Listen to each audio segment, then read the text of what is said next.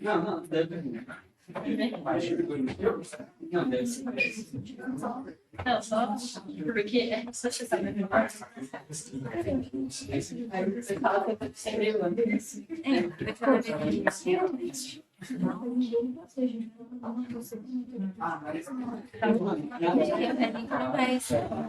Deixa eu tirar uma dúvida. Nesse abstract que a gente vai submeter, teria um autor principal? Isso. Tá. E se a gente quiser, por exemplo, fazer dupla, e aí em um dos trabalhos, uma vai ser autor principal e na outra. A gente tem que ter material para isso. Aham. Por isso que a gente tem que ter também será que é suficiente para a gente subir aqui?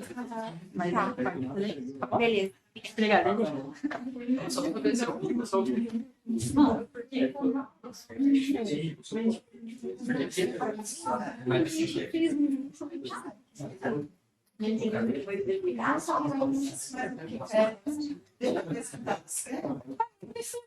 Não, vai ter que falar. Doutora Bruna já conhece a nossa presidente? Tem um outro principal.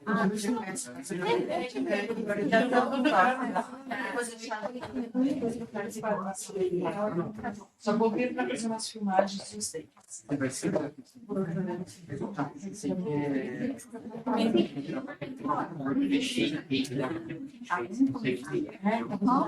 Exatamente. Só vou chamar eles então desde o começo. Veja aqui. Esse cara aqui, ó, na gravação. E é só clicar em ver gravação. Tá? E aí, depois tem que rever a gravação.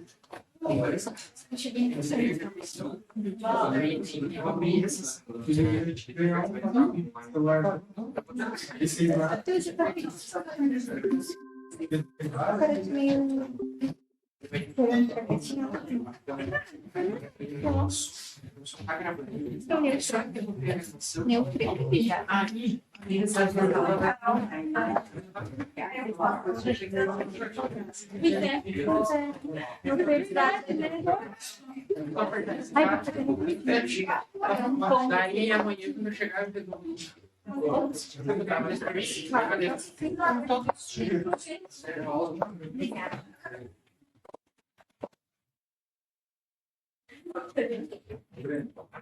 Todo mundo abastecido de comida, porque Falei para eles trazerem comida até que comer.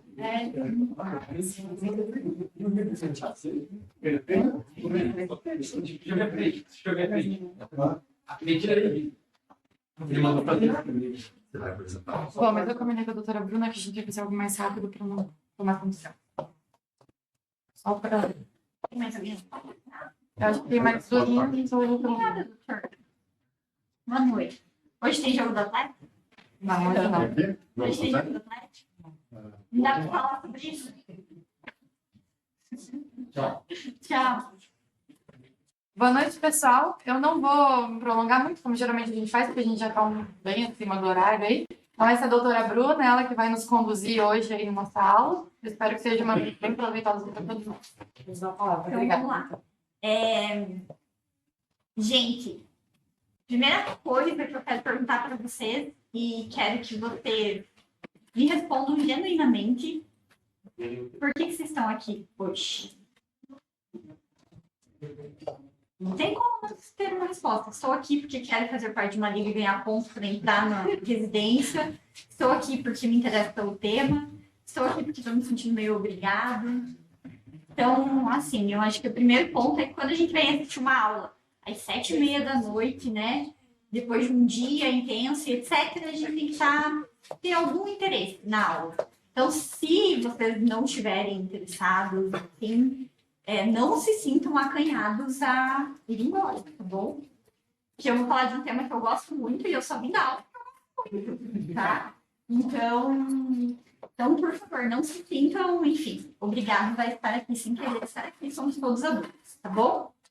Então, eu já conheço grande parte de vocês, porque eu fui lá substituir o doutoral, fazendo uma provinha que vocês fizeram, né? E eu sou intensivista, me formei aqui no CEPET, gosto muito de falar sobre alguns assuntos, algumas fisiopatologias. Talvez a gente veja em mais algumas outras aulas depois dessa. E hoje a gente vai falar do choque, tá? A primeira coisa que eu quero que vocês pensem é nessa imagem, que choque é algo que é muito impactante na vida do paciente, tá? E é muito importante a gente aprender a identificar o choque, entender o que é que acontece no corpo do paciente, para a gente entender que choque é uma emergência médica, tá? Eu acho que a gente tem muita relação com as etiologias. Quando eu falo de infarto, eu sei que é uma emergência, que o paciente tem que ir para o cateterismo, que o tempo porta-balão, que a gente fala, tem que ser de 1 hora de chegar no pronto-socorro, tá no cateterismo, né? AVC, todo mundo sabe que é emergência. Trauma, a gente sabe que é emergência, que tem ciático que vai lá atender, mas a gente geralmente não tem essa ideia de que choque é emergência, tá? Todo choque é emergência, a gente já vai ver por quê. Então, só para começar, vocês leram o texto? Deu tempo? Tem alguma palavra que vocês não entenderam no texto? Eu não entendi uma imagem. Diga, qual imagem? É a segunda imagem. A segunda imagem, tá bom, a gente vai falar dela daqui a pouquinho, tá? Vamos na ordem. Ela tá aqui também. Bom? Mais alguma coisa? Alguma palavra que Tinha comece uma a palavra entender? que eu não conhecia, mas aí eu pesquisei, deixa eu só ver. Com conhecimento novo. Deixa eu marcar.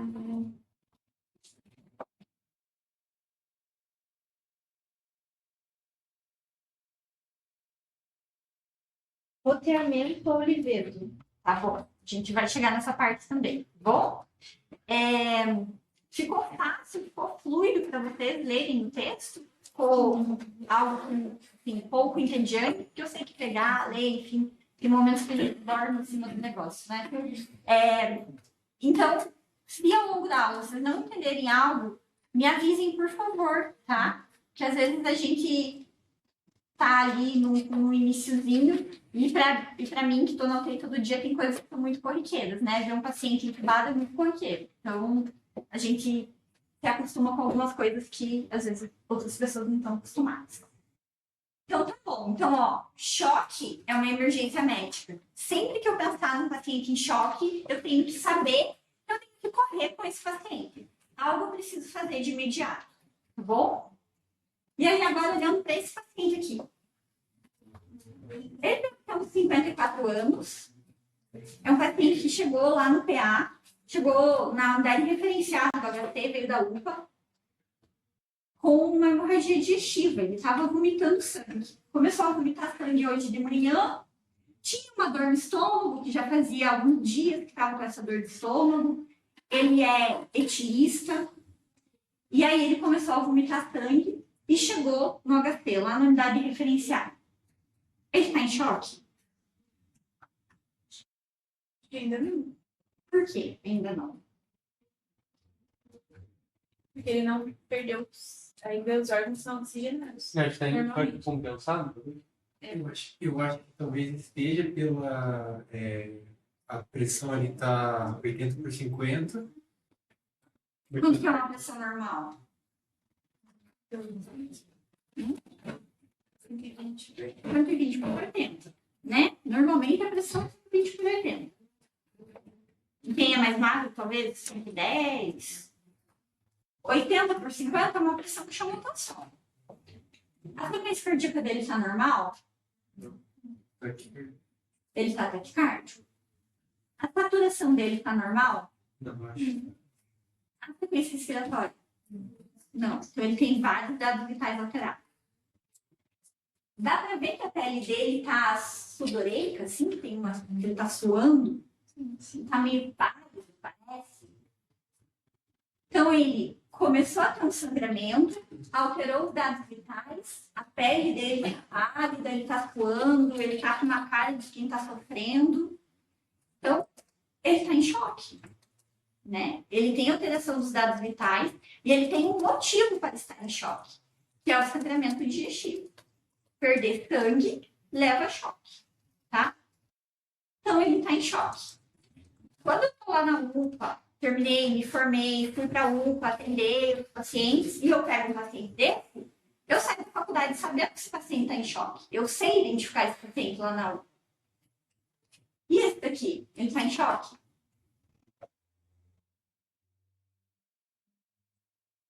Não. Não. Por que ele não está em choque? Os dados vitais estão normais. Os dados vitais estão normais. Ah, Mas são só os dados vitais que me mostram que está normal? você vem por A pele está bem corada. Talvez ele não esteja em choque. Mas eu tenho certeza que ele não está em choque olhando para ele assim. Ele também é um paciente que tem um sangramento digestivo, igual ao outro. Ele é o mesmo paciente, mas talvez ele tenha vindo 2 horas antes do hospital. E aí não deu tempo de alterar os dados vitais. E a princípio ele está com a pele corada, o rosto dele está bom. Então, aparentemente, ele não está em choque. Mas ele pode entrar em choque? Pode. Então, o nosso trabalho como médico é identificar esse paciente. Não esse daqui. Porque esse daqui vai ser bem fácil de identificar. Mas esse daqui é um paciente que ele chega e ninguém se preocupa muito com ele. Tá tudo bem, a pressão tá boa, ele tá bem, ele tá acordado, mas ele tá sangrando. Então, talvez ele esteja entrando em choque. E a gente não tenha visto isso.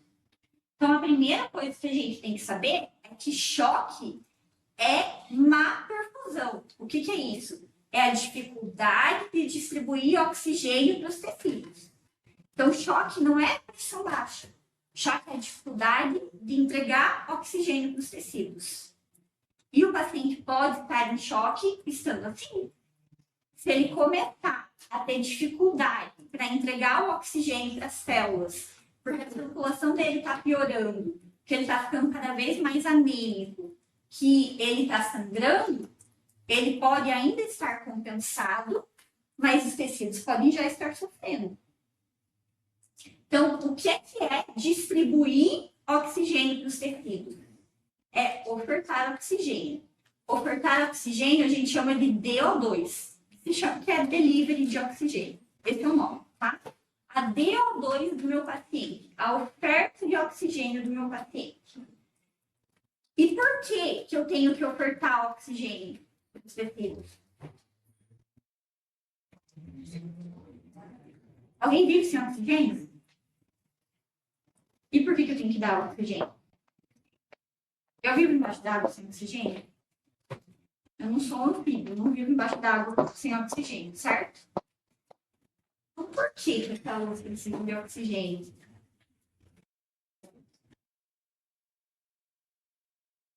Para o metabolismo. Então, ok. Se eu não tiver oxigênio, eu não tenho metabolismo celular. Se eu não tenho metabolismo celular, eu não vivo. Basicamente é isso. E aí, a gente tem uma fórmula que a gente, dentro da UTI, gosta muito de falar, que é de como que eu oferto oxigênio para os tecidos. E olha lá, a gente vai lembrar da Físio 1, 2, 1, né? Físio 1, débito cardíaco. Vocês não estudaram isso na Físio 1, que foi um terror? Não sei se ainda é um terror, na minha época era um terror. Então, débito cardíaco. Do que depende a entrega do oxigênio dos tecidos do corpo? Do débito cardíaco, então de quanto de sangue que está saindo do coração, e do conteúdo arterial de oxigênio, que é basicamente a hemoglobina e a saturação de oxigênio. Então, como que eu entrego oxigênio para os tecidos? Eu tenho um coração que empurra o sangue, e eu tenho um sangue que tem hemoglobina, e essa hemoglobina é saturada de oxigênio. Então, quem carrega o oxigênio é a hemoglobina através da circulação de sangue. E choque é a dificuldade de circular o sangue, de entregar esse oxigênio. Então, olha só. O que eu preciso entender?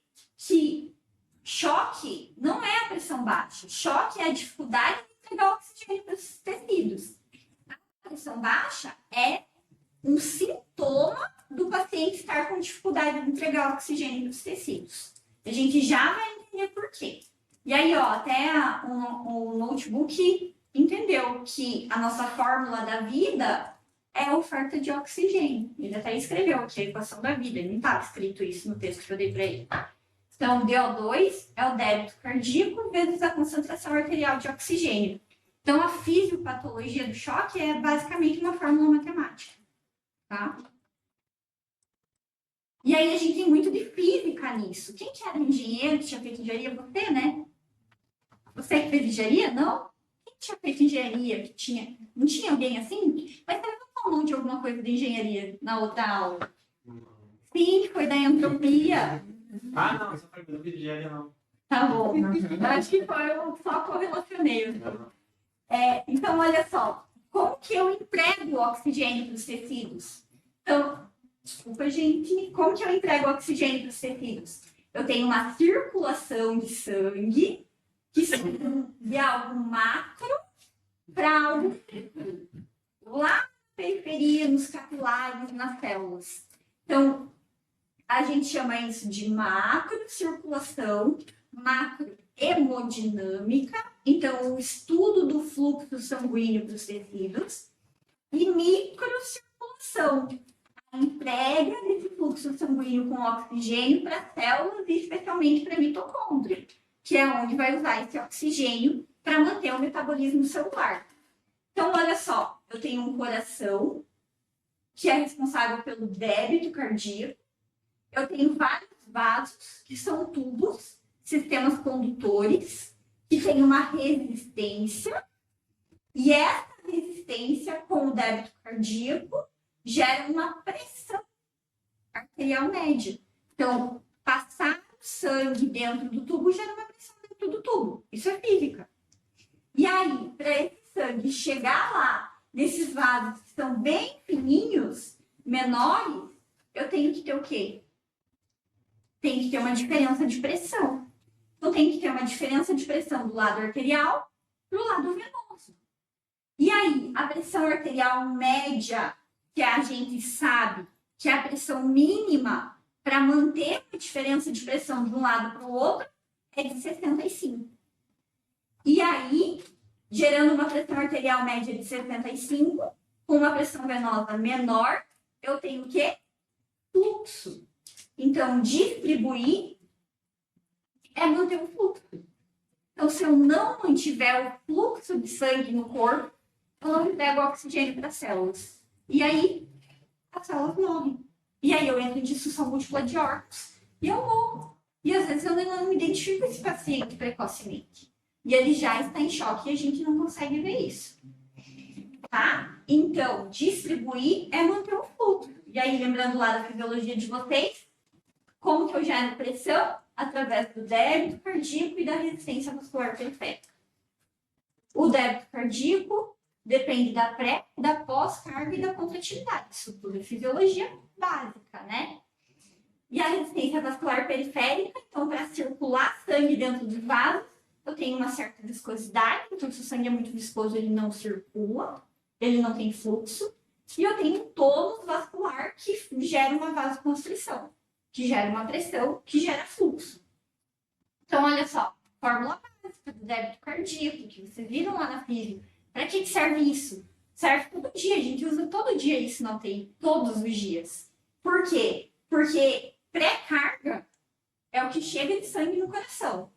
Se o meu paciente está sangrando com hemorragia digestiva, está chegando menos sangue no coração. Se está chegando menos sangue no coração, está saindo menos sangue do coração. Está saindo menos sangue do coração, está chegando menos sangue nas células. Está chegando menos oxigênio nas células. E aí as células estão funcionando menos, porque tem menos oxigênio. Então, entendem da onde que vem tudo isso? Por que a gente fica tão preocupado quando o paciente está sangrando? Porque está perdendo pré-carga. Por que a gente fica tão preocupado quando o paciente está com a pressão baixa? Porque é a pós-carga dele que está ruim, que não gera fluxo de sangue. Por que a gente fica tão preocupado quando o coração é ruim, quando eu tenho uma insuficiência cardíaca? Que o coração não bate, não contrai, e aí eu não empurro o sangue para frente. Por que eu tenho uma frequência cardíaca basal que não pode ser tão baixa? Porque se tiver tão baixa, eu também empurro o sangue para frente. Se tiver muito alta, também não vou empurrar muito sangue para frente, porque vai reduzir a diástole no ciclo cardíaco. Vocês sabem mais disso do que eu, vocês acabaram de estudar isso. Então, olha só, do que depende o choque? De uma pré-carga, um volume de sangue que chega no coração baixo, ou de uma pós-carga muito alta que não deixa o coração empurrar o sangue para frente, ou do próprio coração que não consegue empurrar porque ou está com uma frequência cardíaca muito baixa, ou está com uma frequência cardíaca muito alta e não dá tempo de encher o coração o suficiente, ou não tem contratividade, força de contração suficiente para empurrar o sangue para frente. Então, quando a gente fala de pré-carga, pós-carga e contratividade do coração, a gente está falando do débito cardíaco, a gente está falando do macro, do que é grande, do que a gente consegue ver, do que a gente consegue medir, que é a macrocirculação. Ou como a gente fala, macrohemodinâmica, que é o estudo do fluxo de sangue nos vasos. E aí, é só a macrocirculação que importa para o choque? Ok, eu garanto que tem um bom débito cardíaco, vai fluir sangue aqui nessas artérias que são grandes, que é onde eu meço a pressão arterial, que são tudo condutores, que tem um músculo liso muito importante, que contrai bem. Mas aqui, conforme eu vou ficando mais fino, até chegar no capilar, que é onde realmente o oxigênio vai ser liberado pela hemoglobina para chegar nas células, aqui também pode ter lesão. E aqui é uma lesão que é muito difícil da gente ver, é muito difícil da gente identificar. Então, primeiro eu tenho que corrigir isso daqui, mas depois o que acontece para cá é algo que é muito mais oculto, que é muito mais difícil de ver, e que eu posso estar assim, bem, mas lá na minha periferia, nos meus capilares pequenos, está tudo feio e tudo destruído. E por que acontece isso? Porque nem sempre a gente corrigir esses mecanismos de macrocirculação que envolvem o coração, que envolvem a pressão arterial, eles corrigem esses pequenos vasos que também estão sendo lesados quando eu tenho uma dificuldade de entregar oxigênio para as células. Porque pensa, se eu tenho dificuldade de entregar oxigênio para o rim para de funcionar. Mas até chegar o oxigênio lá, eu tenho célula endotelial aqui, que também é viva, que também precisa de oxigênio, que também pode ser lesada. Eu tenho célula miocárdica aqui, que também precisa de oxigênio, que também está sendo lesada lá no micro, no que a gente não enxerga. Então, sempre, quando falta oxigênio, eu estou fazendo lesão celular, tipo, em todos os órgãos. E aí, a gente tem vários mecanismos que fazem lesão nessa periferia pequenininha, nesses vasos minúsculos.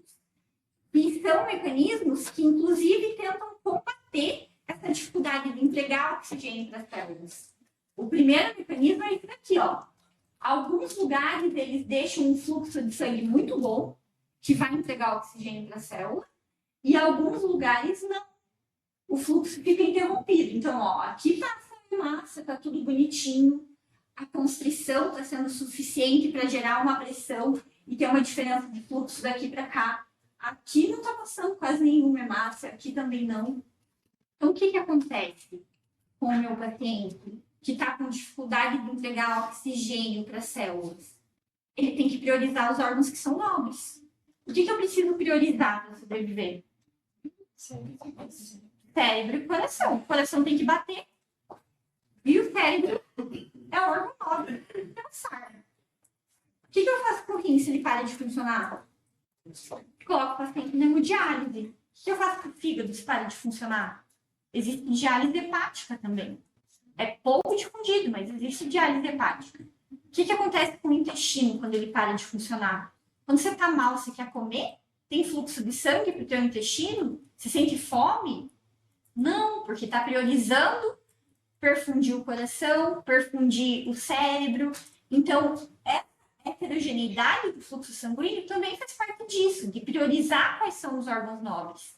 Na pele, o que acontece? Eu fico gelado, a minha pele fica rendilhada, fica com livedo, moteamento. O que é isso? É simplesmente reduzir o fluxo sanguíneo da pele para ir fluxo para o coração, para manter o paciente vivo.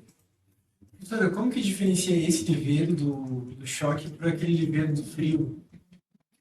Então, o livedo do frio é a mesma coisa, na verdade. Porque quando você está com frio, a tua pele está vasoconstrita para não perder calor pela pele. É a mesma coisa. A gente já vai ver ali um desenho do joelho. É igualzinho o livedo do frio e o livedo do choque. E muitas vezes, teu paciente tem um mecanismo que vai causar choque e ele está gelado. E aí você não sabe se ele está em choque ou se está gelado, porque ele está frio mesmo. Então, às vezes, a gente fica com essa dúvida também. Ah, o paciente veio da cirurgia cardíaca, que é um ambiente super gelado, ele fica hipotérmico para poder operar, chega com o dedo do pé, o dedo da mão super gelado. Putz, esse paciente está chocado porque ele perdeu muito sangue ou ele só está gelado mesmo? Então, isso também é uma dúvida, mas é igualzinho, a mesma coisa. Beleza. Mesmo mecanismo. Tá? Então, olha, tem alguns mecanismos que ocorrem lá que também fazem lesão desses pequenos vasos. Um é a hemodiluição. Então, existe uma frase que eu acho bem legal, que é no trauma. Sangue é para quem perde sangue. Solução salina é para fazer sopa. Então, por que cada vez mais no trauma a gente deixa de fazer soro fisiológico e começa a transfundir o paciente cada vez mais cedo, quando o paciente está sangrando? Porque acontece isso, né? Se o paciente está sangrando e perdendo hemácia, e eu vou lá e ponho só soro fisiológico no corpo, ele ainda não vai ter hemácia para entregar oxigênio para as células. Então, ele ainda vai estar prejudicado. O funcionamento celular ainda vai estar prejudicado. Mesma coisa aqui, às vezes as células elas contraem tanto para tentar manter uma pressão, que a contração é intensa, e aí não tem fluxo porque a contração não passa, porque não tem calibre no vaso para passar.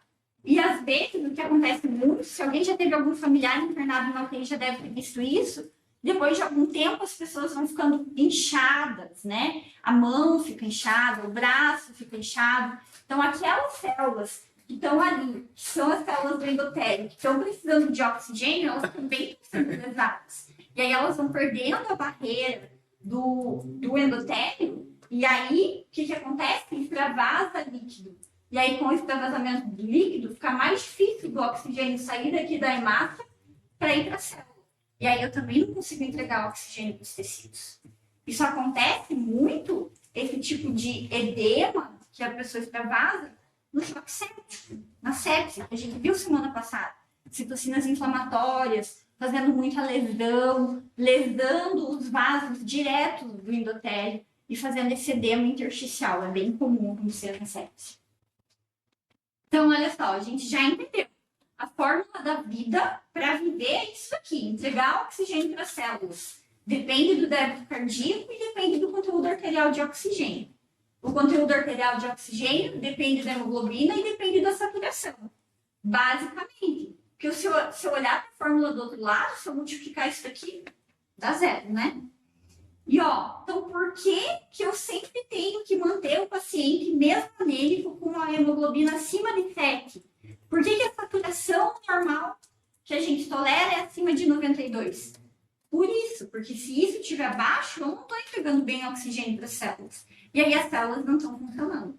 E choque é a dificuldade de entregar oxigênio para as células. Professora, e se no caso a gente tem esses parâmetros, né? Mas e se o paciente, por exemplo, for fumante, assim? Se o paciente for fumante, o que ele faz para compensar a oxigenação baixa? Respira mais. Não. Ele aumenta a hemoglobina. Então, o VG dele sobe de 35, 38 para 42. A hemoglobina de um homem normal é 15, vai para 18, para 20 se ele é muito fumante. Então, o que ele faz? Ele compensa a falta de oxigênio tendo hemoglobina a mais, para conseguir entregar mais oxigênio para as células. E aí, tá. A gente já entendeu. Existe um vaso sanguíneo que leva o sangue, que gera fluxo. Esses vasos têm um componente que é macro, que é grande, que eu meço a pressão, que eu meço a frequência cardíaca. Tem um componente que é micro, que é muito mais difícil de ver, que é lá onde o oxigênio passa para as células. Então, é muito importante essa parte micro que a gente não enxerga. E aí, por que então que eu tenho que entregar oxigênio? Por causa disso. Porque o oxigênio é a via que produz ATP. E sem ATP, a gente não vive. Não tem nenhum processo celular que vive sem ATP.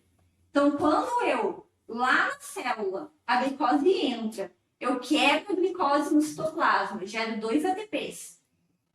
Se eu não tiver oxigênio para entrar na mitocôndria, fazer respiração aeróbica e gerar mais 36 ATP, eu faço fermentação anaeróbica.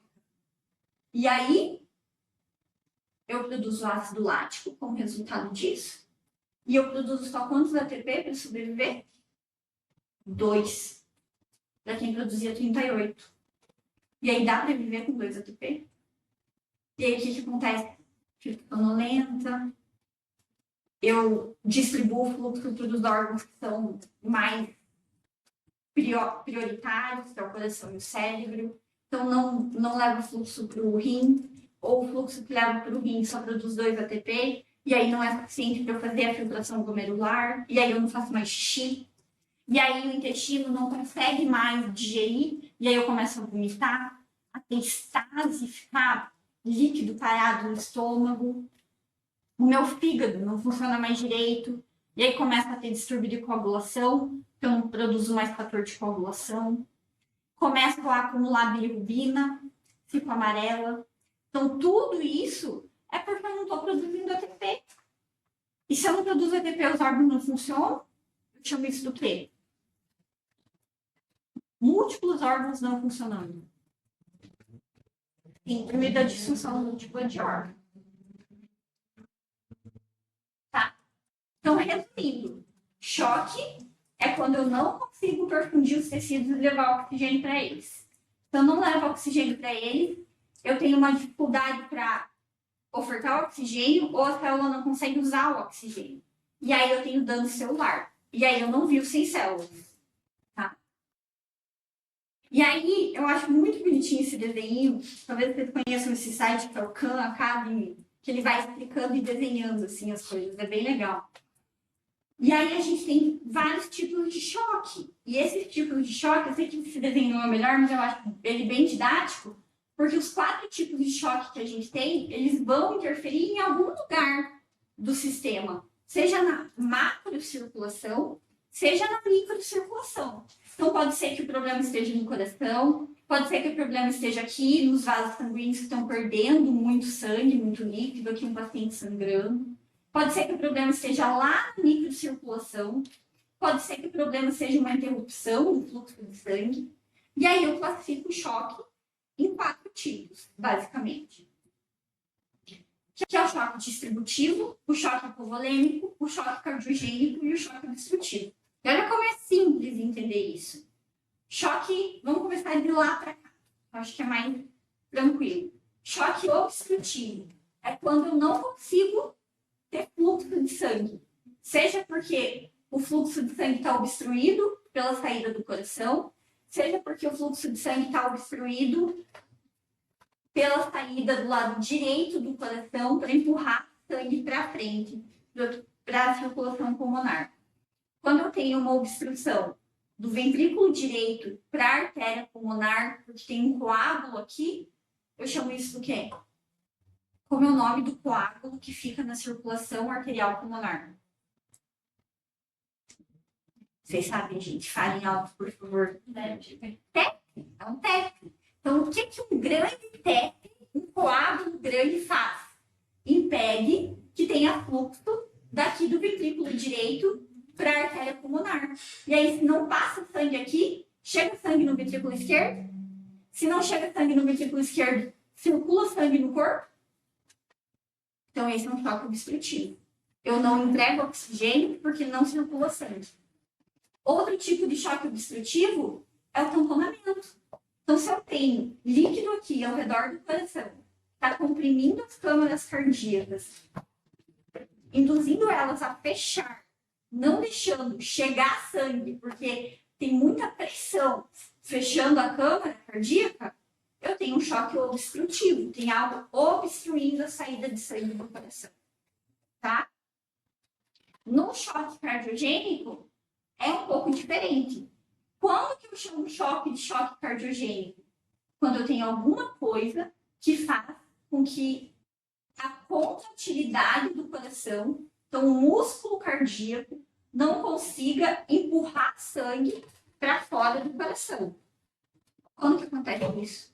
Uma diminuição da contratilidade do músculo cardíaco. Fibrilação. Fibrilação, pode ser uma arritmia grave. Outro mais comum, insuficiência cardíaca. Mas o principal do PA é o infarto. Paciente infartado. Por que ele tem que ir para o cateterismo tão rápido? Porque se ele não for, o músculo cardíaco vai morrer. Se o músculo cardíaco morrer, ele perde contratilidade. E aí essa bomba que é o coração, que é onde gera fluxo do sangue para entregar oxigênio para os tecidos, não funciona. Então eu tenho um choque cardiogênico, tá? Hipovolêmico, não é na bomba. Choque hipovolêmico é no conteúdo. Então o que acontece no choque hipovolêmico? Ou eu tenho um sangramento importante, ou eu estou vomitando, perdendo muito líquido, e aí não volta líquido suficiente para o coração. E aí a quantidade de sangue que sai do coração é muito pequena. Então eu tenho um choque hipovolêmico, por falta de volume. E por fim, o choque distributivo. O que acontece no choque distributivo? Algum mecanismo libera toxinas inflamatórias que fazem com que os vasos sanguíneos dilatem e percam a pressão aqui dentro. Se eu não tenho pressão desse lado acima de 65, eu não tenho fluxo. Se eu não tenho fluxo, eu não entrego oxigênio para os tecidos. Então, o choque distributivo é dificuldade de distribuir por falta de pressão. Quando que acontece isso? Que a pressão fica muito baixa. Na sepse, que libera toxinas inflamatórias muito importantes. No choque anafilático, que também libera toxina inflamatória através da histamina e faz vasodilatação. E no choque neurogênico, que não consegue compensar o coração, e aí o coração fica bradicárdico e a pressão cai junto. E aí eu tenho um choque distributivo por queda da pressão. E aí, quais sintomas que eu vou ter de choque? Todos, basicamente tudo é sintoma de choque. Então vamos pensar, eu estou priorizando o coração e o cérebro. Então eu posso ter dificuldade para respirar? Posso. Posso ter hipoxemia? Posso. Porque está passando um pouco sangue. Então eu vou sentir falta de ar, eu vou ficar com taquipneia, a minha saturação vai cair. Posso ter alteração na pele? Sim. Então a pele não vai ter perfusão, não vai ter fluxo de sangue adequado. E aí é onde eu vou ficar com a pele fria, com a pele pálida, que eu vou ter uma sudorese fria, que a gente fala. Por isso, porque não está tendo fluxo de sangue na pele. E aí, um dos últimos sinais vai ser a pressão baixa. Porque até chegar na pressão baixa, até chegar no coração, tentando manter a bomba, compensando lá na PAM, já que a fórmula da PAM é débito cardíaco vezes resistência muscular periférica, meu paciente já vai estar muito mal. Até meu paciente está sonolento e agitado, ele vai estar muito mal. Porque aí o corpo não está conseguindo nem levar oxigênio para o cérebro. Então, olha só, o que é o livedo ou o moteamento? É isso daqui, ó. Tá vendo que aqui tem vaso sanguíneo. Aqui onde está pálido não tem. Então, o que acontece na pele é que vai contraindo todos os vasos ali para tentar evitar que tenha fluxo aqui e que tenha fluxo nos órgãos que realmente são importantes. Então, o paciente fica assim, com a pele toda cheia de livedo, de moteamento. E a gente sabe que se eu pego um paciente assim, esse estudo aqui é um estudo bem famoso, que definiu o Mottling Score, que é o score de moteamento. Então, quanto maior o moteamento, baseando no joelho, maior a chance do paciente morrer. Então, se o paciente só tem moteamento aqui, em cima do joelho, que é uma região que já é normalmente fria, significa que o choque dele é um choque pequeno. Se o paciente tem um moteamento como esse daqui, ó, que pega a perna inteira, provavelmente ele vai morrer 90% de chance de óbito. Esse paciente aqui, ele já está muito atrasado no tratamento.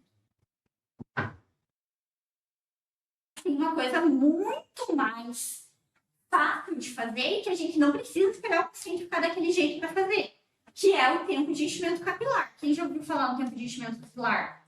Acho que na minha época, quando eu estava na faculdade, isso não era tão comum assim, a gente não falava tanto disso. Acho que hoje é muito mais comum a gente avaliar o tempo de enchimento capilar. Que o que é? É basicamente comprimir a unha do paciente por 10 segundos, soltar e ficar contando quanto tempo que demora para voltar a ter circulação ali na unha. Se demorar demais, significa que a circulação ali daquela pontinha do dedo não está sendo priorizada. Provavelmente meu paciente está em choque.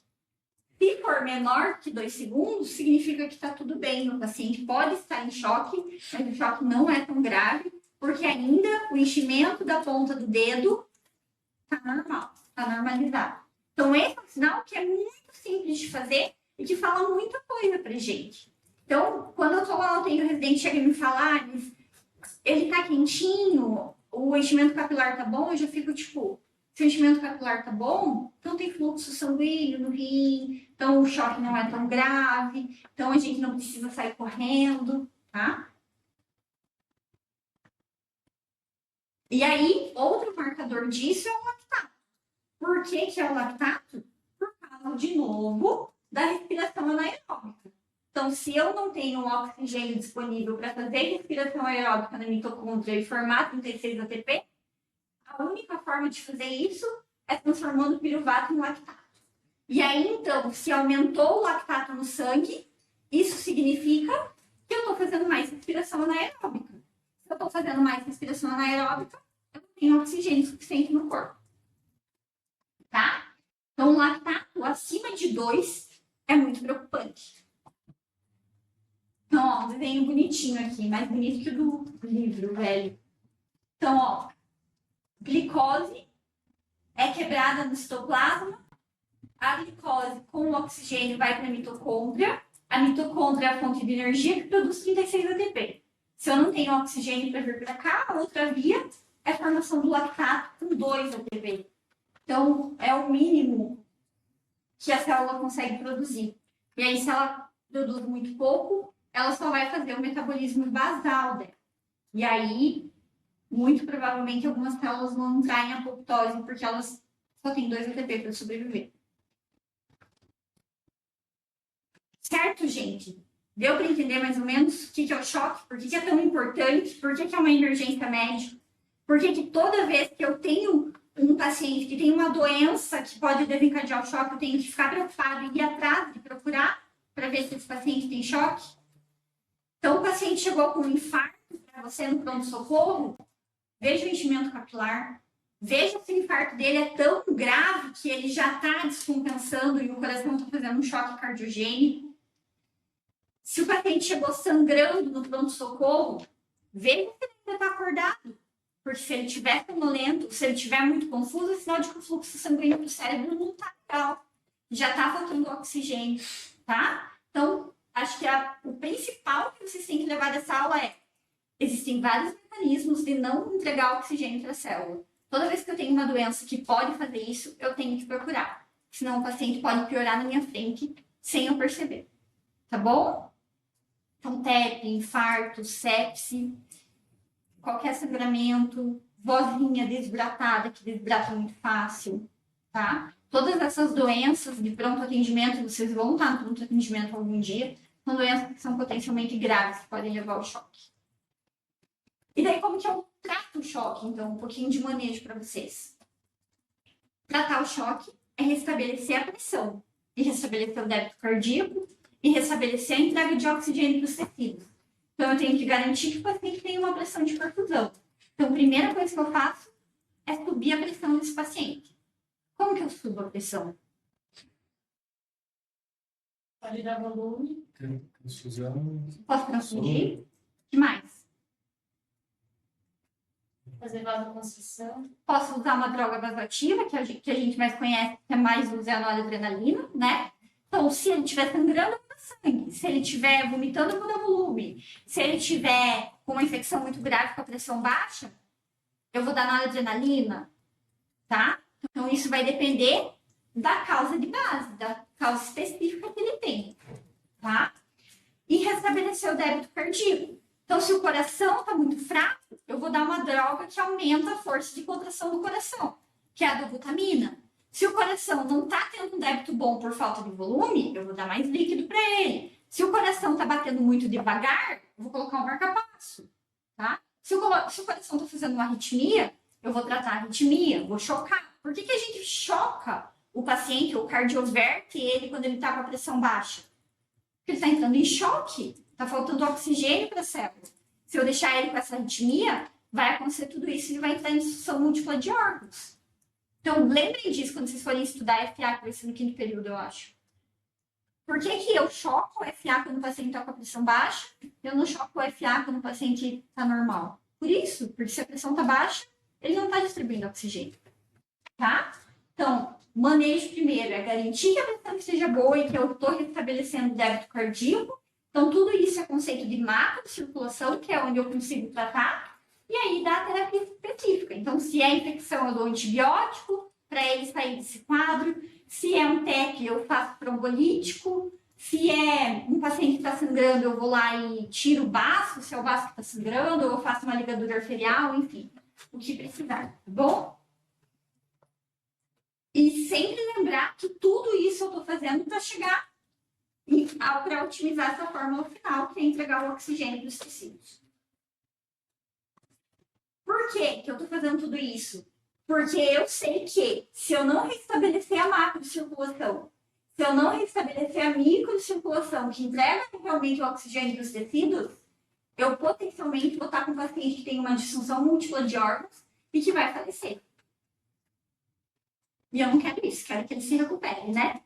Então, para aquele paciente lá com hemorragia digestiva, o que eu preciso fazer? Como que trata a hemorragia digestiva?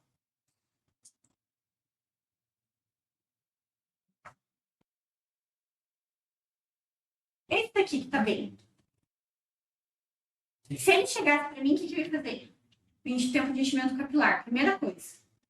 Quando vocês começarem a passar no tempo, percebam isso. Chega para o paciente e fala, oi, boy, pega na mão. Você não tá quentinha. E já veio o tempo de enchimento capilar. Isso já te diz muitas coisas. O que mais que eu posso fazer com esse paciente? Para procurar choque nele. Os exames laboratoriais, lactato. Antes disso, Ver se a pele tá pegajosa, ver se a pele está pegajosa. se tá colorado ou não. Pensando na pele, qual outro órgão que eu posso pensar em que eu posso ver clinicamente? O senhor está fazendo xixi? O senhor fez xixi hoje?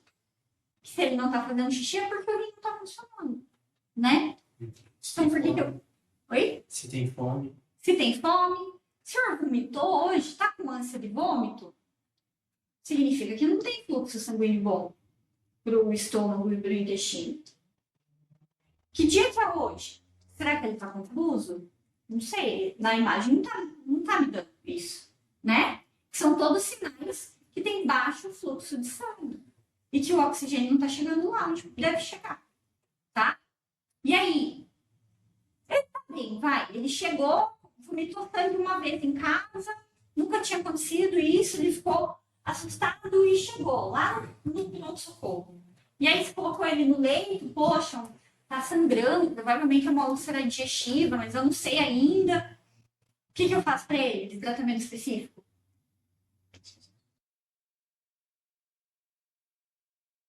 Endoscopia, né? Eu tenho que ver se tem úlcera.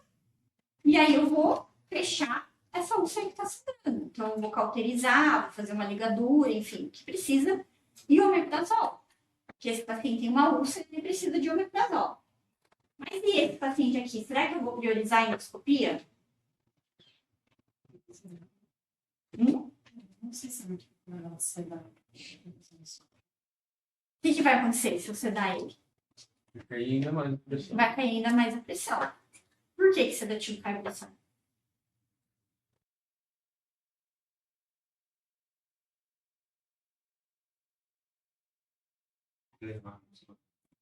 Relaxa a musculatura. E uma outra resposta para isso. Quando a gente está acordado, num estado de alerta, qual sistema está funcionando no corpo? Sistema simpático. E sistema simpático faz o quê? Vasoconstrição. Quando eu cedo o paciente, ele relaxa. O sistema simpático também relaxa.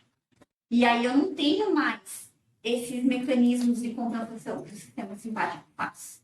Então, você dá ele, não é uma boa ideia. 8 por 5, se você dá ele, a pressão vai despencar, ele vai parar daqui a pouco. O que eu vou fazer? Só controles para melhorar? Só controles para melhorar, para poder estudar? E o que eu como para controlar? Transfusão. Transfusão, ele está sangrando. Então, para esse paciente, adianta fazer soro? Não, ele está sangrando, está perdendo hemoglobina, então tem que transfundir. Lá no hospital tem bolsa de sangue assim, embaixo da cadeira, posso chegar a pegar? Não tem, então tem que pedir sangue. Ele tem que tipar o sangue, tem que mandar um sangue que seja compatível com o sangue dele, então isso demora. Então, o que eu faço?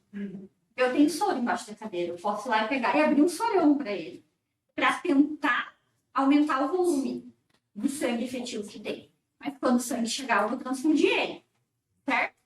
Para tentar melhorar a pressão, e aí esse mecanismo da frequência cardíaca mais alta, que está compensando ali o débito cardíaco, baixar. E aí, quando a pressão estiver melhor, a frequência mais baixa, ele está se compensando, certo? Mas eu posso esperar para o outro dia para fazer endoscopia nele? Não, porque ele está sangrando, então o mecanismo continua ali, né? Então eu compenso ele primeiro em minutos, algumas horas, talvez, 1, 2, mas ele já tem que ir para endoscopia, né? É a mesma coisa que você tem que ficar, sei lá, né? Eu fiz um trauma contuso abdominal e fiz uma lesão no baço, estou sangrando dentro da barriga. Adianta eu só transfundir se eu continuar sangrando? Não, tem que ir lá e operar, né? Então, lembrar sempre disso, tratamento suportivo para tentar tirar o paciente do choque, mas sempre tem que ter o tratamento específico também, senão o paciente não vai sair do choque, sempre vai estar correndo atrás do próprio rabo, né? Depois da transfusão, quanto tempo demora para ele restaurar a pressão? Depende, isso depende muito, porque daí a gente entra em outros assuntos, assim, do choque. Você tem que pensar que se o paciente está muito tempo em choque, isso vai diminuir muito o funcionamento das células, as células vão começar a morrer.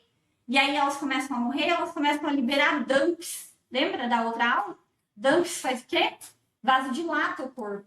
E aí a pressão cai, daí você repõe sangue, a hemoglobina dele já tá boa, mas a pressão ainda tá baixa. Daí não é pela hemoglobina, sabe? Mas geralmente o que a gente faz? Vocês logo vão ver isso, que é muito legal. Atendimento primário ao trauma. O que eu faço? Pego 2 abocates, um em cada braço, abro sangue dos 2 lados, peço todos os conteúdos do sangue que eu tenho, hemácia, plasma, plaquetas, enfim, e transfundo tudo ao mesmo tempo.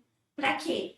Para o paciente restabelecer rapidamente. Então, assim, o paciente está sangrando. Por exemplo, esse paciente está chocado, está sangrando. Eu peço 2 concentrados de hemácias, abro eles, faço em meia hora, ele tem que estar melhor em meia hora. Tá? Mesma coisa da noradrenalina. A noradrenalina tem um tempo de ação de quanto? 2 minutos. Eu liguei a noradrenalina, a pressão tem que estar melhor em 2 minutos. Então as coisas têm que ser muito rápidas. E pensa, quanto mais rápido, menos célula sem oxigênio, menos célula morrendo. Bom? Então pense em tudo para isso. Esse é o mecanismo do choque, mas no AVC, que é um AVC isquêmico, que eu ocluí uma artéria, a célula está morrendo. E é por isso que eu tenho que abrir aquela artéria do AVC. No infarto, a mesma coisa. O problema do choque é que o choque é sistêmico, né? Como na sepse, como um choque cardiogênico, que vai reduzir a circulação para o corpo inteiro. O AVC é uma parte, o infarto é uma parte, enfim. Mas o choque é sistêmico. Perguntas? Faz sentido dar oxigênio para ele? Faz sentido dar oxigênio. Se a oxigenação dele está baixa, dê oxigênio para ele. Sim, porque aquela fórmula lá, você tem que fazer todos os componentes da fórmula. Então não adianta eu só dar hemoglobina e ele está saturando 80. Que daí não vai ter oxigênio. Quando a hemoglobina chegar lá na célula, não vai ter oxigênio para a hemoglobina liberar. Né? Já que a saturação da hemoglobina tem que ser acima de 92%. Professor, como que os médicos calculam a concentração de oxigênio que vai dar para o paciente? A concentração arterial de oxigênio, você diz? Não, acho que tem uma concentração no aparelho. Se não fosse um litro, como que é? Tá bom, então tem diferentes dispositivos. Então, por exemplo, o catéter nasal é um dispositivo que a gente dá em fluxo por litros por minuto. Então, eu dou 1 litro de oxigênio por minuto, 2, 3, até 4.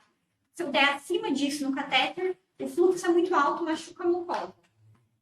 E esse catéter, ele não está indo lá direto na circulação pulmonar. Então, ele mistura com o ar que eu tenho ali na entradinha do nariz. Então, a gente estima. Então, 1 litro é 3% a mais de oxigênio que você dá. Então, uma concentração do ar é 21. Se eu estou dando 1 litro, eu estou dando 24% de oxigênio, certo? Aí eu tenho outros dispositivos. A máscara, que tem aquelas máscaras que a gente, talvez vocês já tenham visto bastante no Covid, que é aquela que tem uma bolsinha, que é a máscara concentradora de oxigênio. Essa bolsinha, ela guarda o oxigênio ali. E essa bolsinha, ela só insufla acima de 8 a 10 litros de oxigênio. Litros por minuto de oxigênio. E aí, 8 a 10 litros por minuto de oxigênio é 100% de oxigênio que eu estou dando para o paciente, naquela máscara. Então, eu estou dando com uma fração inspirada de oxigênio a 100%. Aí eu tenho a Venturi, que é uma válvulazinha que eu vou adaptando. Daí tem uma que é 26, tem uma que é 30, tem uma que é 35. Então, depende do dispositivo que eu estou usando. No ventilador mecânico, eu posso simular que o paciente está respirando em ar ambiente, respirando com 21% de oxigênio, ou eu posso dar até 100% de oxigênio, dar oxigênio puro para o paciente. Então, depende. E depende do quanto o paciente está precisando, né?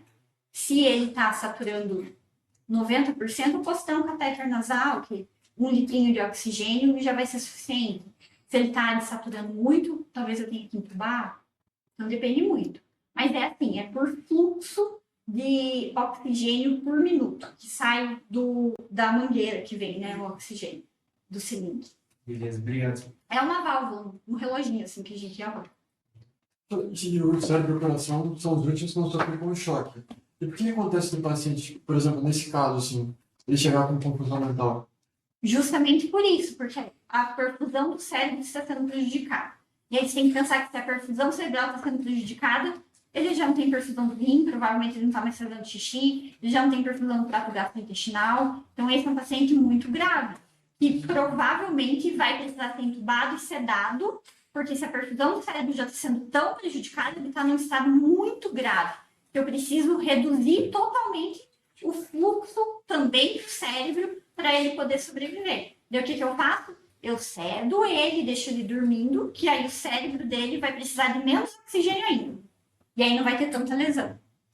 Tem outro paciente que estava melhor que isso, quando ele chegar, eu não vou perguntar para ele se ele está com confusão mental ou alguma coisa assim, porque ele não vai estar. Pode ser que ele esteja, porque pode ser que ele ainda esteja conseguindo compensar pelo débito cardíaco dele, o coração dele está compensando os dados vitais, mas pode ser que ele também não esteja mais fazendo xixi. Você não sabe? Entendeu? O cérebro dele pode estar começando a fazer confusão mental. Às vezes você pega pequenas coisas, assim. Você pergunta que dia que é hoje, ou qual hospital que você está, ele já não sabe. Ele já está confuso, já não está conseguindo ter tanta percepção. Putz, esse paciente não está legal. Esse paciente, provavelmente, nas próximas horas, a pressão vai cair, porque o mecanismo cardíaco ainda está compensando, que o coração vai ser o último. Mas talvez o cérebro já esteja ruimzinho.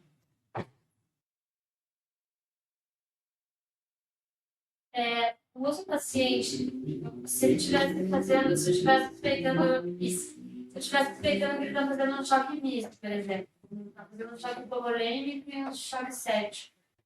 A reposição volêmica ela vai sempre trazer vantagem a princípio, ou existe algum caso que ele não teve que fazer reposição volêmica nem a princípio? A gente sempre vai pensar, então, o que a gente, assim, usa de guia para a gente restabelecer a circulação. A gente sempre vai pensar primeiro em restabelecer a pré-carga. Então, a gente tem alguns mecanismos de avaliar se o paciente vai ser bom para o paciente, vai se beneficiar, essa palavra que eu queria lembrar, da reposição volêmica. Então, por exemplo, o paciente que está sangrando sabe que está perdendo volume. Então, obviamente, ele vai se beneficiar da reposição volêmica.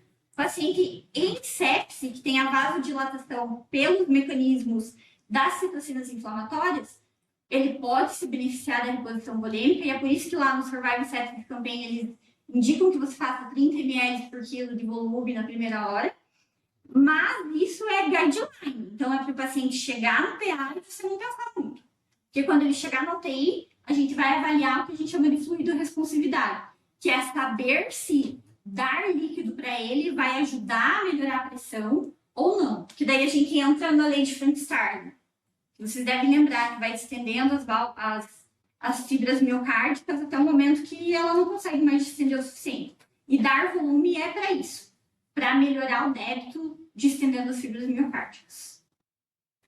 Entendeu? Sim. Eu fiquei em dúvida na possibilidade de aumentar o edema, por exemplo, mas...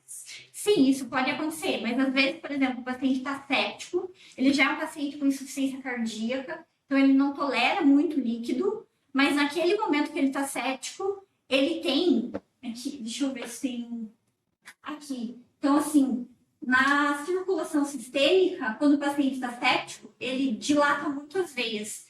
E aí o sangue fica represado nas veias, porque elas não têm pressão, então não conduz o sangue por ali. Se as veias estão muito dilatadas, às vezes a gente... Desculpa, gente. Às vezes eu preciso aumentar o conteúdo aqui para gerar fluxo. E aí depois, quando o paciente estiver melhorando, não tiver mais esse mecanismo de citocina inflamatória que vai fazer vasoconstrição, aí você tem que dar furosemida.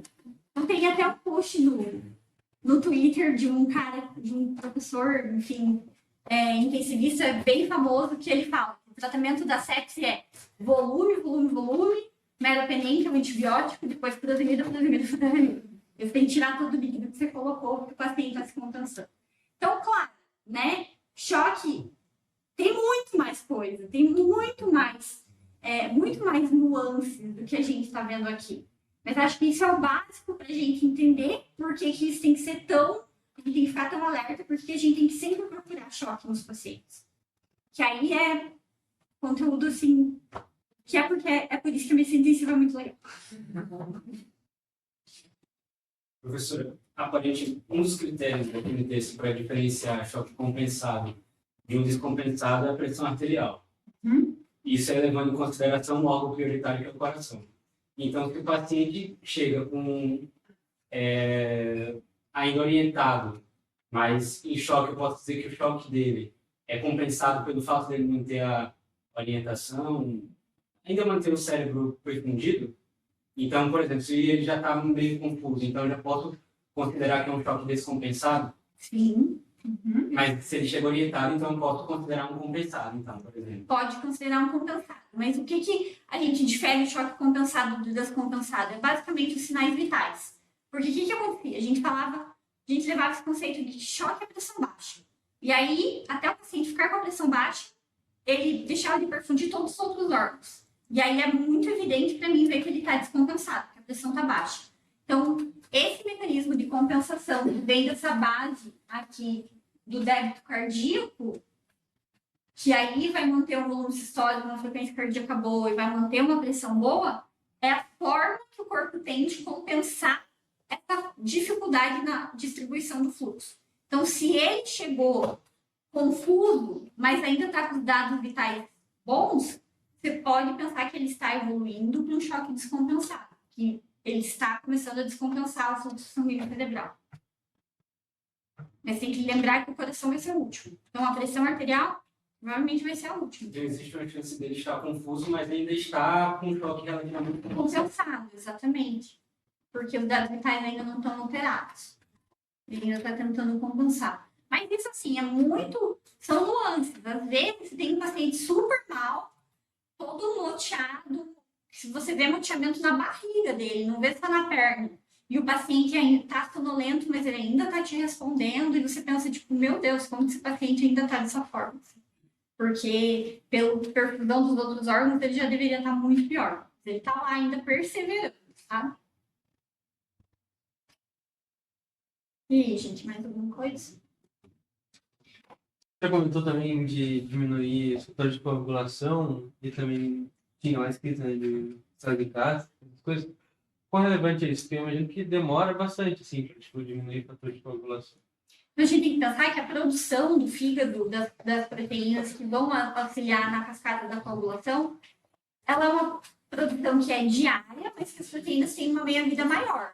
Então, eu não vou ver o paciente começar a sangrar espontaneamente no primeiro dia do choque. Mas se ele se perpetuar no choque, essas proteínas não vão mais ser produzidas. E aí o paciente vai começar a sangrar. E aí você vê sangrar gengiva, vê sangrar nariz, vê sangrar o estômago, porque é um local de mucosa. Então fica mais friável, a circulação fica pior ali, ele sangra um pouquinho e aí não tem fator de coagulação para coagular. Ele sangra um monte. Então, às vezes o paciente interna, por exemplo, por um choque séptico urinário, tá super mal, no terceiro dia ele faz uma hemorragia digestiva.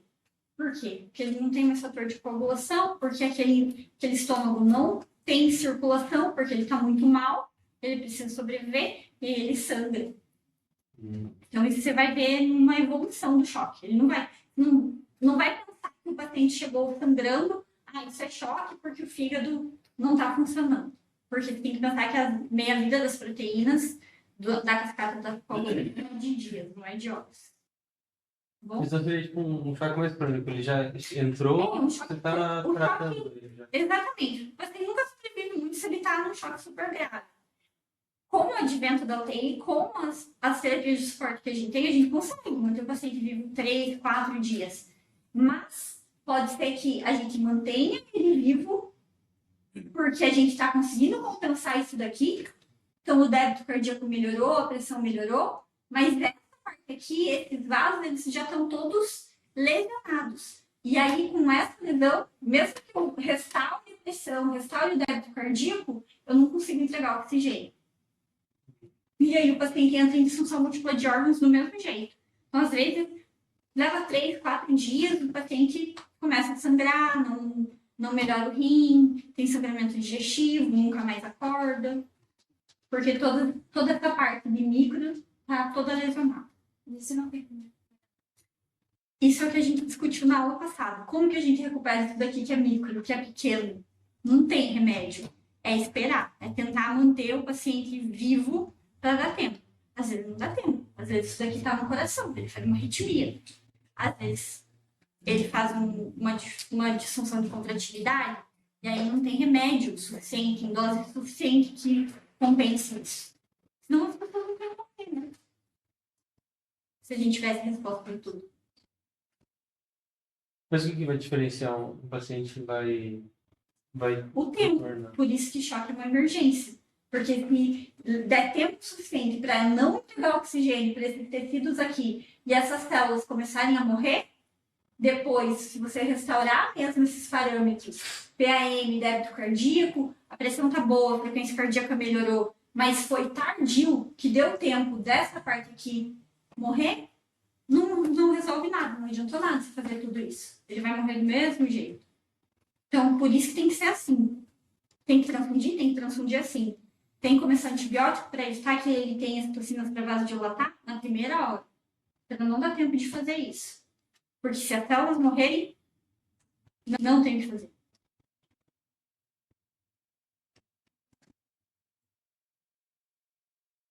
Nossa, gente. Limão. E aí, mais alguma coisa? Eu fiquei com uma dúvida. A senhora tinha comentado que o micro a gente não vê propriamente, mas no macro que a gente consegue ver. Então, enquanto a gente está conseguindo compensar o paciente, pensando nesse paciente que o Rafa acabou de comentar, a gente está tendo uma resposta de pressão e tudo mais, essa parte do macro a gente está dando certo. Mas como a gente não está vendo o micro, é por isso que às vezes demora 3, 4 dias e o paciente não está vendo. Sim, então quais são os parâmetros que a gente usa para ver o micro? Vamos pensar que é um capilar, é muito fino. Então, o tempo de enchimento capilar é o primeiro. Então, se o tempo de enchimento capilar está ruim, é porque os vasinhos aqui da ponta do dedo estão todos lesionados, não está chegando sangue. E aí, se eu consigo melhorar o macro e melhorar o micro, eu vou ver o tempo de enchimento capilar melhorar. Se eu consigo melhorar o macro e não melhora o micro, o tempo de enchimento capilar não vai melhorar. Outra coisa é o lactato. Então, se está chegando o oxigênio lá, depois que eu restabeleci a macrocirculação, o lactato vai baixar, porque isso é no micro. Se o lactato continuar alto, quer dizer que o micro está muito ruim. Que ou não está chegando o oxigênio, ou as células já morreram, ou a microcirculação, os pequenos vasos estão muito lesados. Então, e aí a gente não consegue dizer o que é. Foi a célula que já morreu? Ou é os pequenos vasos sanguíneos que estão muito lesados? Ou eles estão muito fechados, a constrição está muito grande. Porque a gente tem que pensar que quando eu coloco noradrenalina, eu faço vasoconstrição nos vasos, eu faço vasoconstrição até as arteriolas, porque elas também têm músculo liso. E noradrenalina faz isso, contrai o músculo liso. E aí, se contrai muito, muito, muito, não tem fluxo.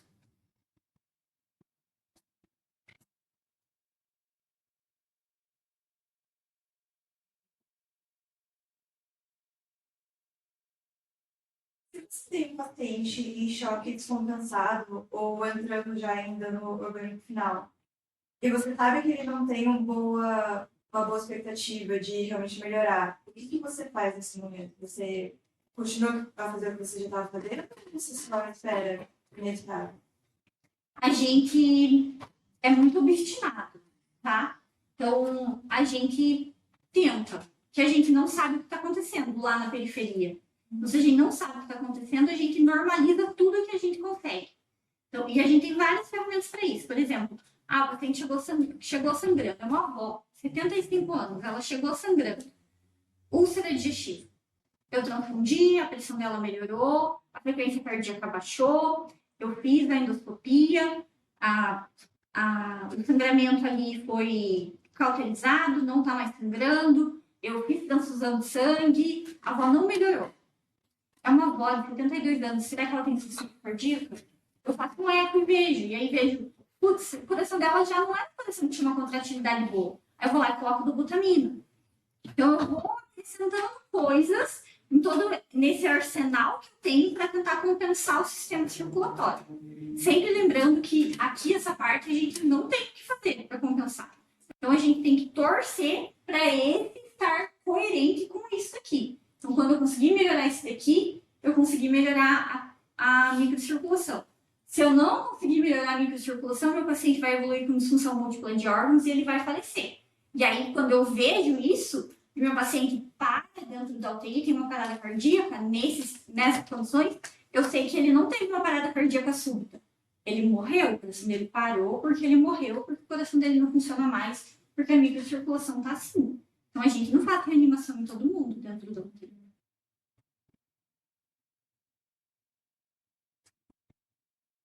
Falando verdade, nossa. Não é assim, tá, gente? Não é tão macabro assim, é sombrio, é bem legal.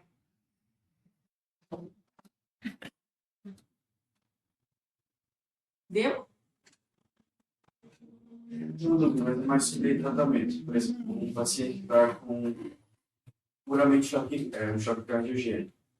Então, fazer volume não vai resolver muito, isso vai sobrecarregar muito o coração de ataque.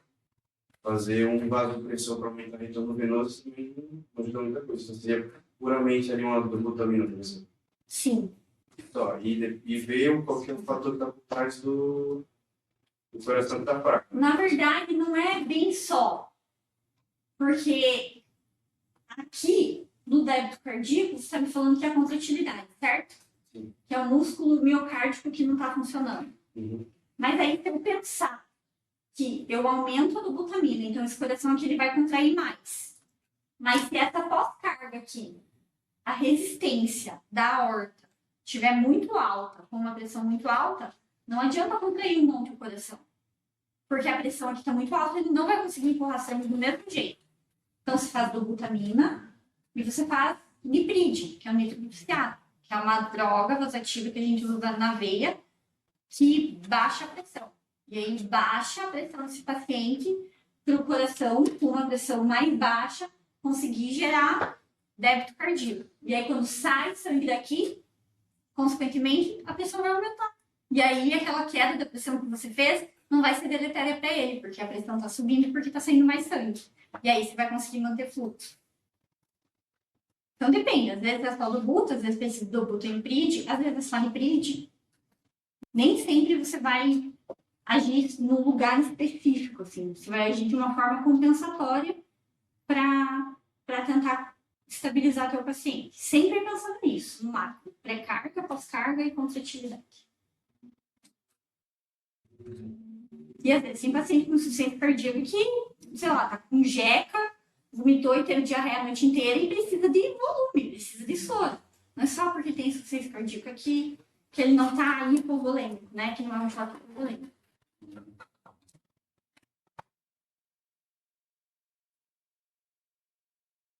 Acabamos agora? Mais alguma pergunta? Última chance. Não? Então tá bom, gente. Obrigada, espero que vocês tenham gostado da aula, que tenha sido proveitosa para você. Lembre de mim daqui quantos anos? Não, daqui 4 anos?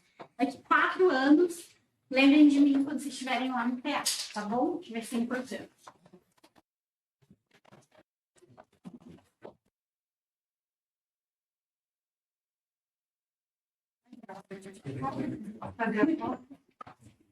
Obrigado.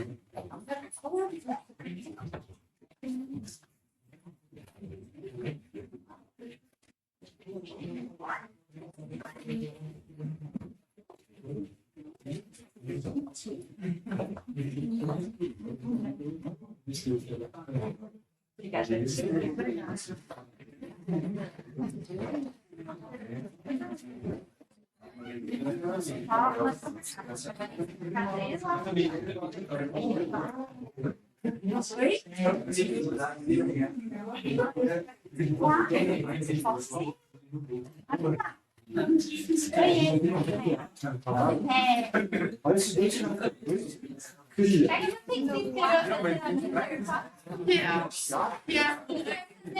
Deixa ele fazer uma. Você deve estar dando. Não! Cara, eu fui personagem desse filme. Vamos escolher esse Eu acho que o professor. Sério? Por que? Como que é? Ele medita.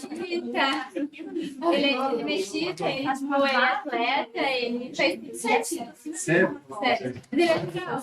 Que massa. Ele é bom. Falou então, valeu, professor. Eu vou assistir esse filme. E aí, firmeza? Hã? Então ele fica inchado. Bora, juntinho. Mas eu filho. Vamos sentar. Tem que circular, ó. E daí, por fim, tem antibiótico pra dar, né? É pra daqui E aí? 12 semanas ainda, né? Não, então tá Eu vou começar a escrever alguma coisinha pra divertir. Sabe o que eu quero colocar? Perde. Vocês ouviram, mas eu quero falar. Eu vi, eu não vi os dois que você falou.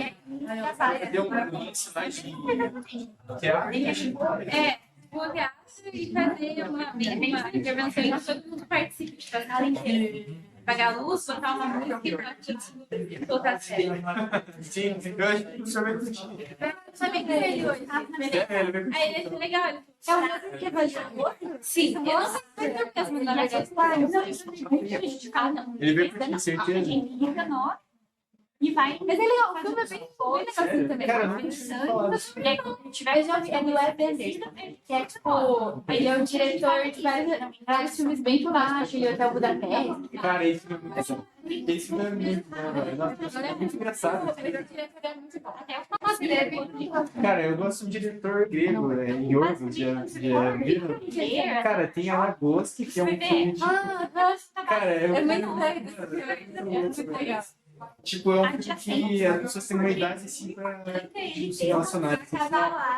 Senão elas vão pra um hotel e viram um animal, assim, depois de um tempo, mano. Daí tem Elas outro, escolhem animal que elas querem virar. cara, daí tem outro do Yorgos que é, tipo... É uma parada que... É um cara que... Ele tem criticado, tipo, os filhos não podem sair. Daí, tipo, ele pega, assim, para e joga, tipo, um avião, assim, um aviãozinho de papel, e daí ele fala pros filhos dele que, tipo, um avião de verdade, pega isso, Tamanho de todos, né? joga na piscina e fala que é um mar. É assim, mas ele não tem maneira, né? Cara, assim, eu curti isso. Eu quiser massa, eu quero que comece muito, sabe? Eu gosto também. Eu gosto bastante Então, beleza. Vai, boa noite pra vocês. Assistir agora aqui entra no andar. Mas mesmo assim, deixa que o livro é o que a gente estudou e a gente será que analisar se algo melhor, mas a gente não tem mais concreto sobre. Sim. Mas talvez, talvez só aprender. Tem uma Quando eu vou em algum mas assim, se ele tá ou não tem limite, ele não tá fazendo tipo essa pressão. E ele diz, ele tinha uma pressão de 160 antes, eu vou subir a pressão dele. Fica me dando nome Pra ele conseguir. Imagina. Pode, tá falando com a Dani disso. Que ela também falou isso. Lá no TI é tranquilo. Talvez em alguns dias vocês não consigam ter tanta atenção, tá? Que é uma UTI que é uma UTI de pacientes bem graves. Então, às vezes a gente sabe tem muitas emergências, mas claro que vocês podem acompanhar. Eu ia passar meu WhatsApp para ele. Tá. Sim, pode pegar. 98734-8520. E aí, quando vocês tiverem, enfim, um tempo, tiver tranquilo, mande mensagem, que daí a gente combina. Tá bom? 8734-8520. Tá? Daí a gente combina pra vocês irem lá conhecer o que. Eu conheço bastante do HT. As HT são muito caras. Eu não consigo, né?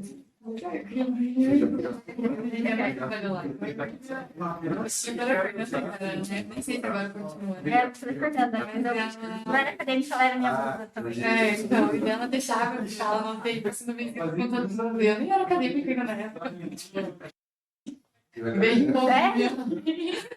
E daí eu tô HT também, né? Porque às vezes a gente tava lá, a gente era uns perdidos, chegamos no tempo pra acompanhar.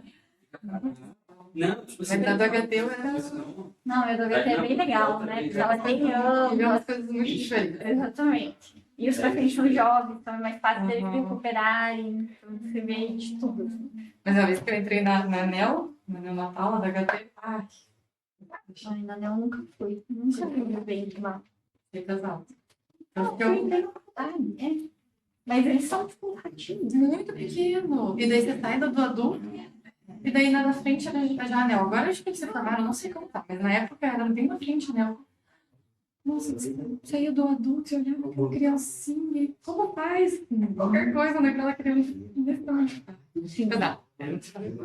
E a do adulto parece que a gente não tem tanto assim. Você fica sensível, mas é outro tipo de sensibilidade. É que eu acho que estar no TI entubado, sem roupa, etc, é meio que desumaniza, sabe? Tipo, depois a pessoa melhora, por exemplo, às vezes tem gente que vai de alta direto do TI, a pessoa melhora e ela põe a roupa e fica tipo, você realmente outra cara, a pessoa fica corada, sabe? Então acho que desumaniza, principalmente se o paciente já chega entubado, né? Que você não conhece ele, tipo, você não viu ele como uma pessoa se expressando e tal. Então acho que isso também é algo que é um pouco mais fácil de trabalhar, sabe? Eu acho que é mais sofrido quando o paciente tá lá e você tem que entubar ele. Daí você já conhece ele pensando, pelo amor de Deus, por favor, você vai. Eu não sei, eu não consegui tratar. A minha vermelha, minha filha, ela teve uma AVC, ela foi primeiramente para você. Qual que é a diferença? Mais intensivo, assim. Então, depende. Tipo, lá na HC também tem essa tem CTI e o CTI, né? Que é CTI, UTI. Mas lá na HC acaba sendo tudo UTI. Tudo tem vários nos dois lugares. Então, não sei realmente se o objetivo era fazer uma unidade de cuidados intermediários, já que o paciente não precisa de tanto suporte, não está entubado, não está com droga, nada. Lá, na verdade, ela fez trombolítico lá, e daí era realmente parecia bem mais intensivo do que a UTI que eu vi lá dele, sabe? E talvez tenha, tipo, perdido esse conceito, porque daí precisa privar, enfim, sabe? Que às vezes, por exemplo, por exemplo, lá no Marcelino tem a unidade coronariana, que é só para internar e infartar. Mas às vezes não se dá, tem que internar um paciente, entendeu? Então tem esse conceito de ter unidades especializadas. Mas funciona muito bem na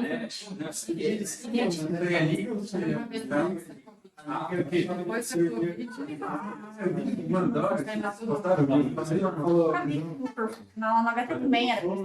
UTI geral, e daí a UTI cirúrgica. Foi você, Não funciona. Gil, o Lucas tá tudo bem? É muita gente também. Obrigada. Obrigada. Ah, então eu não comigo, não. Você lembra? Sim, tem que na sala do Ricardo. Isso, eu tava falando. Eu conheço você. Não sei se ela vai lembrar de mim, mas eu lembro de você. Mas aí eu não viveu, assim. Eu lembro que você era da turma. Acho que era uma ou dois semestres. Acho que isso era sala do Ricardo. Então é 2 semestres. Dois, né?